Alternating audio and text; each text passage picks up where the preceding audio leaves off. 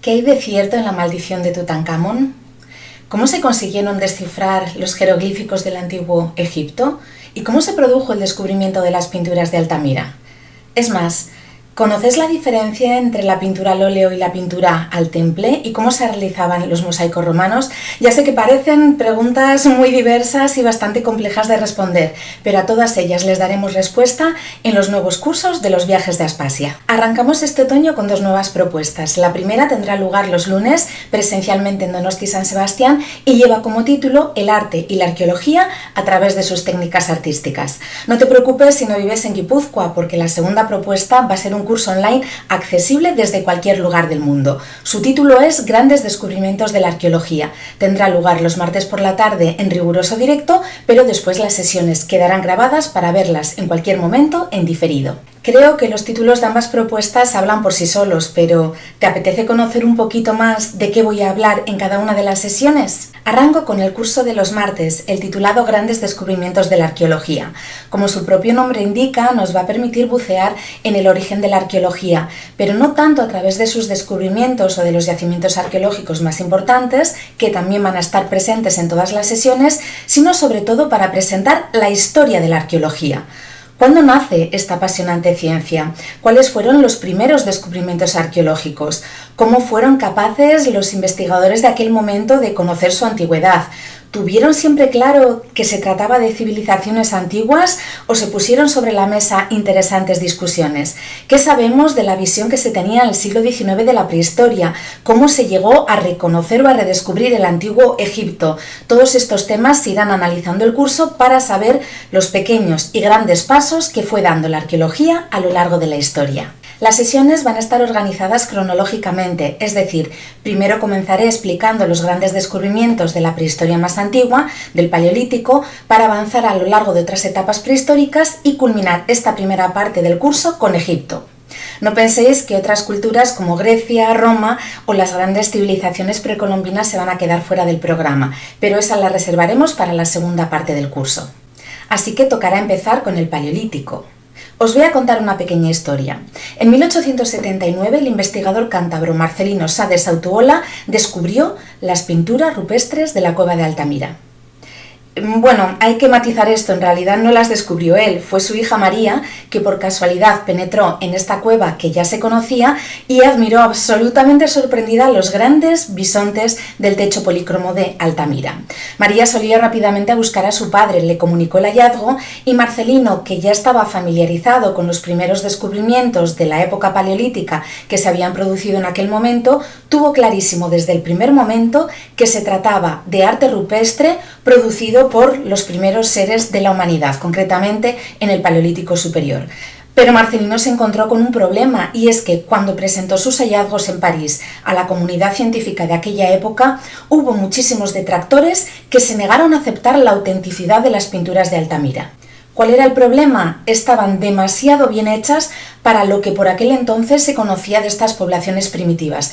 Era imposible que algo tan absolutamente prehistórico, nunca mejor dicho, como el hombre de Cromañón, hubiera podido realizar semejantes maravillas. Fijaos que el pobre Marcelino Sá de Sautuola murió sin que su hallazgo fuera reconocido internacionalmente, cosa que pasó pocos años después y que fue convirtiendo a Altamira en lo que hoy en día se conoce como el Gran Santuario o incluso la Capilla Sixtina del arte rupestre. Hay otras historias apasionantes, como por ejemplo la expedición que organizó Napoleón en el año 1792 para intentar arrebatar Egipto de las manos inglesas. Afortunadamente, aunque formaba parte de las campañas de conquista de este personaje, se llevó consigo un grupo de intelectuales que se dedicaron a estudiar exhaustivamente las ruinas del antiguo Egipto y presentarlas a Europa.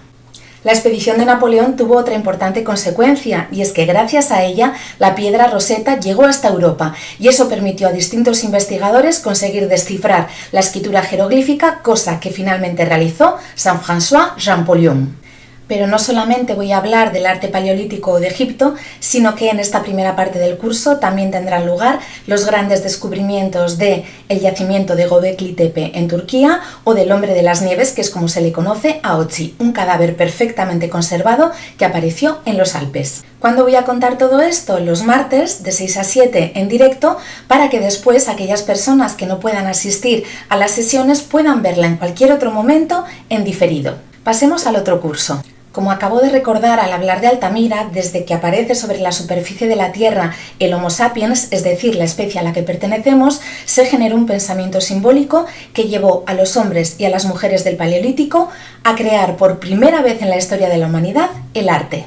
Tuvieron que utilizar aquellas materias primas que tenían a su alcance, minerales como el ocre, del que se podían sacar colores pardos, rojizos, anaranjados, el carbón vegetal o el óxido de manganeso para llevar a cabo esas pinturas de Altamira y los otros muchísimos ejemplos de arte rupestre que tenemos en el mundo. Desde esta elaboración de pigmentos tan sencilla, los seres humanos fueron innovando, utilizando distintas materias primas que encontraban en la naturaleza para crear cada vez más sofisticados métodos de trabajo. Hablaremos de todo lo que tiene que ver con las artes plásticas, cuáles eran las materias primas que se utilizaban tanto en la pintura como en la escultura, de qué hablamos cuando estamos hablando de pintura al temple, de óleo, de fresco, de acuarela.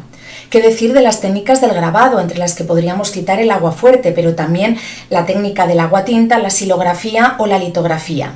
Por supuesto, la escultura tiene manifestaciones tan diversas como la escultura en arcilla, en mármol, en otros tipos de piedra o en metal. También iré explicando cómo se llevaron a cabo todas estas técnicas. Cuando hoy visitamos un yacimiento arqueológico romano, estamos totalmente acostumbrados y acostumbradas a ver mosaicos como una técnica decorativa en el pavimento.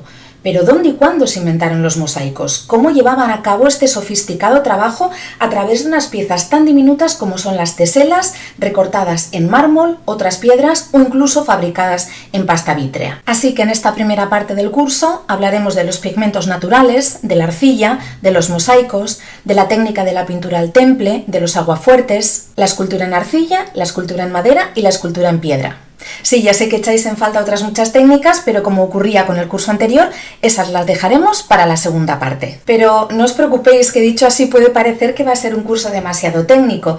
Hay que tener en cuenta que para ilustrar cada una de estas técnicas iré presentando abundantes diapositivas con bellísimas obras de arte y objetos arqueológicos que nos podrán permitir hacer un repaso entero a la historia de la humanidad. Vamos a estar hablando de prehistoria, vamos a estar hablando de Egipto, de Grecia, de las grandes culturas mesopotámicas, por supuesto de Roma, para llegar hasta la Edad Media, alcanzar el Renacimiento, pasar por todas las distintas etapas de la historia del arte en la época moderna y llegar incluso hasta el arte contemporáneo. Así que veremos ejemplos de obras pictóricas, veremos ejemplos de escultura, visitaremos algunos de los grandes museos del mundo y nos pasearemos por los yacimientos arqueológicos más emblemáticos.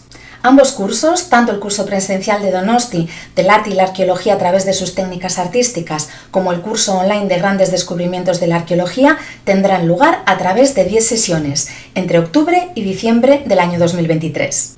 No te preocupes si estás viendo este vídeo en otra fecha y piensas que ya se te ha pasado la oportunidad de matricularte, porque en los viajes de Aspasia, una vez que los cursos son emitidos tanto presencial como online, pasan a formar parte de la Academia de los Viajes de Aspasia y te puedes matricular para verlos en diferido en cualquier otro momento. ¿Necesitas conocer los datos prácticos? ¿Cómo realizar la matrícula? ¿Cuál es el precio de esta? ¿Cuál es el programa exacto con los títulos de cada una de las 10 sesiones? Dejo toda la información en la descripción de este vídeo, donde podrás encontrar un email si necesitas consultarme cualquier duda o acceder directamente a los enlaces para realizar la matrícula a través de la página web de los Viajes de Aspasia.